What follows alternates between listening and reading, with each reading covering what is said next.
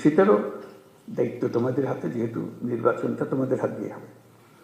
কারো কথা মানার দরকার নাই, না অন্তর্বর্তীকালীন সরকার, না অন্য সরকার যারা নির্বাচন করছে তাদের বিষয়ে কারো কথা। আইন যা বলে তুমি আইনের ভেতরে থাকো, বাহিনী হবো। এটা হলেই আমরা ওই ক্ষেত্রটা প্রস্তুত করলাম। এই ক্ষেত্র প্রস্তুত করলেই আমরা থাকি আর না থাকি, এটা দেশ থেকে যাবে, এটা চলবে। অন্যরা মনে করবে যে না এসব সুন্দর চলছে, এটা চলতে থাকুক, সেই জিনিসটা করে।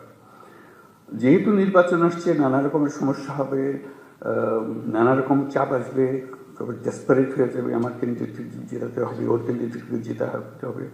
তুমি এখন আইন মানতে চাইলে তোমার উপরে খেপাখেপি করবে যে না কিসের আইন বেরোচ্ছে, তুমি আমাকে আইন দেখাও, এসব হবে। আমাদের সেখানে শক্ত থাকতে হবে, আইনের ভেতরে থাকতে হবে, যাতে করে যে সরকার নির্বাচিত হয়ে আসবে সে সরকার আইনের সরকার যেন হয়।